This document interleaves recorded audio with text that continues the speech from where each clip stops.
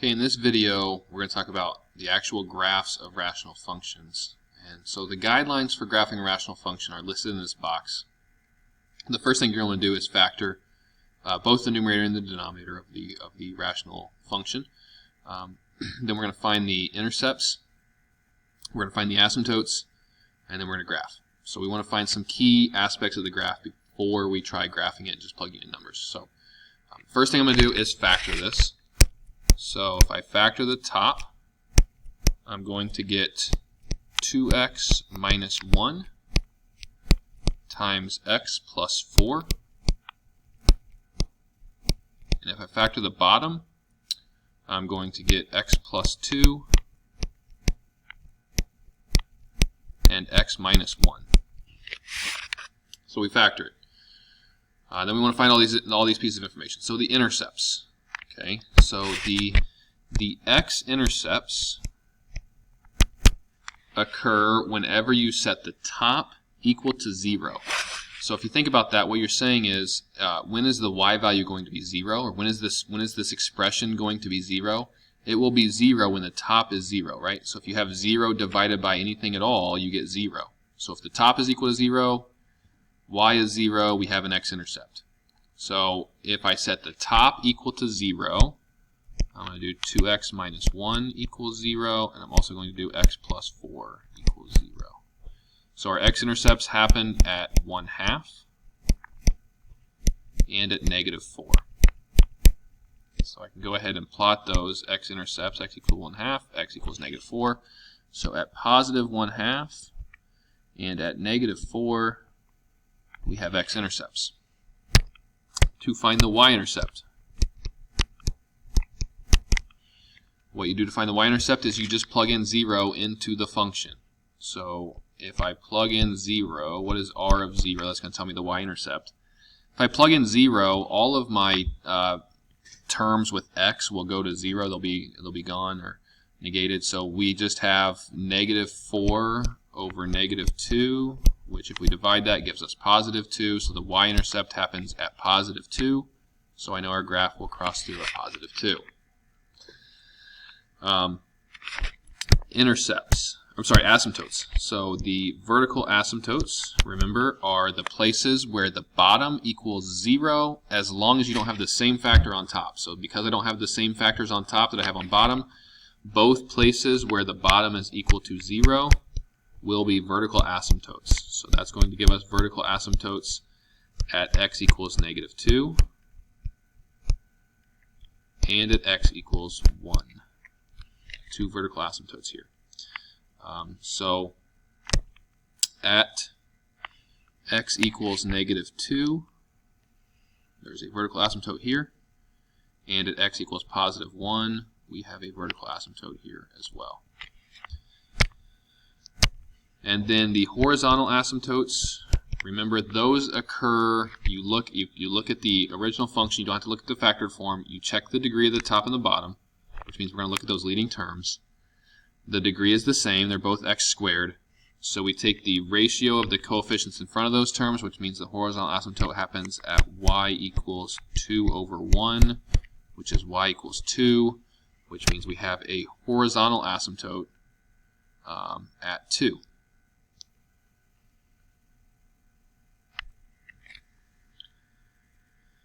Okay, so what does that tell us about our graph? We have those pieces of information. So basically what you're going to have here, you could plug in other points, but we're going to have a good idea of what's going on. Remember, the horizontal asymptotes only tell us what's happening as we go towards infinity, positive infinity or negative infinity. The vertical asymptotes are kind of boundary lines that our graph can't cross, so we're going to have to jump across those. But I can get a pretty good idea of what this is going to look like by those points that I have. And that's going to be this. Since I have this point right here, that tells me that my graph in this quadrant is going to be something similar to this. In the middle part, since I have that point and that point there, I'm going to have something that looks like this, as it approaches both the vertical asymptotes on the left and on the right. Now there's going to be something happening over here to the right, and I don't necessarily know if it's going to be up here or down here. And so I could plug in an x value over here into my function just to see what I got. I went ahead and graphed this so we could see what's going on here. Notice how it is above. But again, if you wanted to plug in some points, you could probably find some decent points to plug in to give you some values here. But it is going to be in the upper part of this.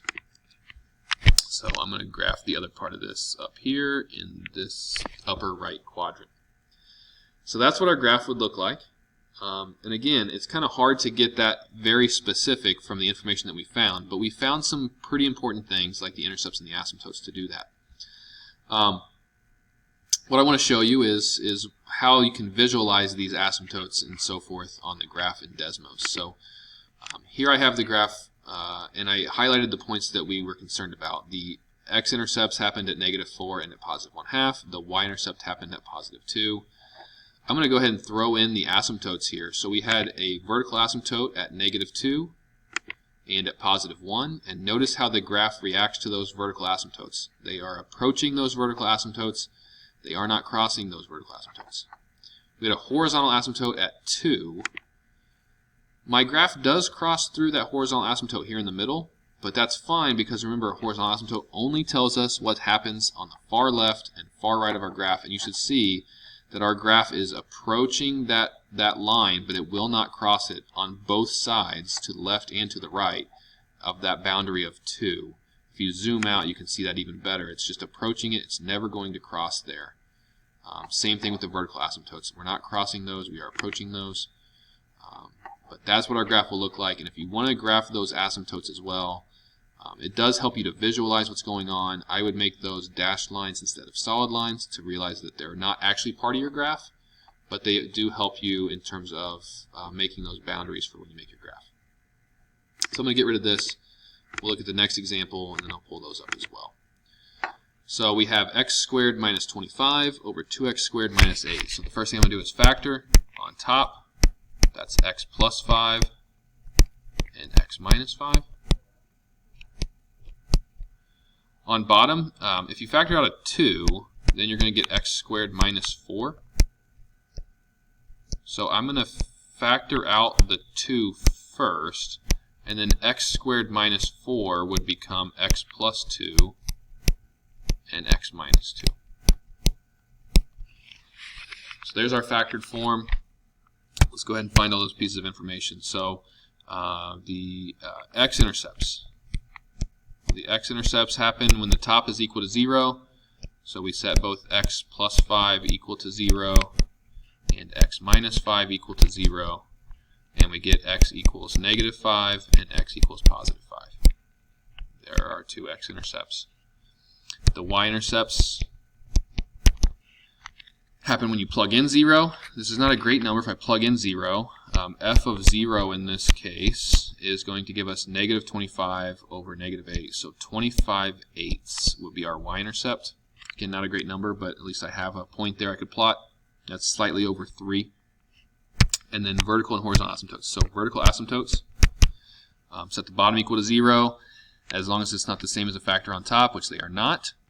I don't need to worry about setting this constant equal to 0. That doesn't make sense. There's not an x to solve for. So the vertical asymptotes would be if I set x plus 2 equal to 0 and x minus 2 equal to 0, which means we're going to get x equals -2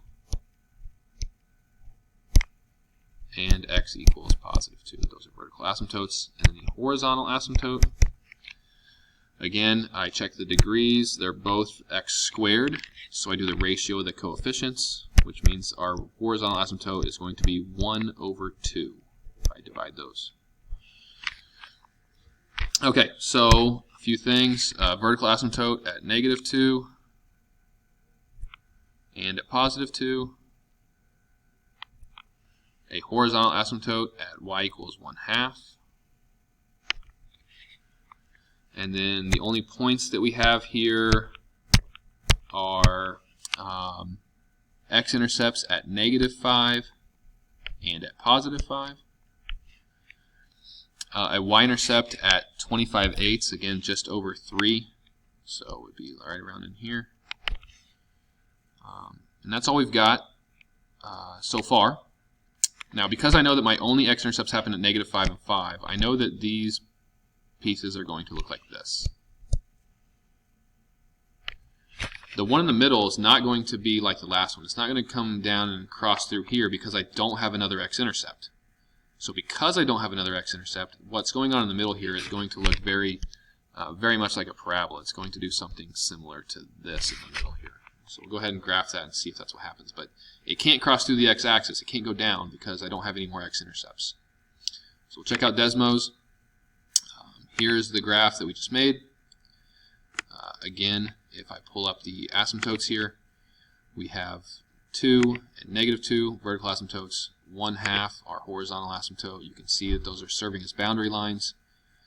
You can see the x-intercepts if you click the graph, 5, -5, a y-intercept at 25/8, and that is our graph there. So, graphing those, just make sure you know how to find the intercepts, how to find the asymptotes, and then I would suggest just using Desmos to make sure that the things that you have are accurate.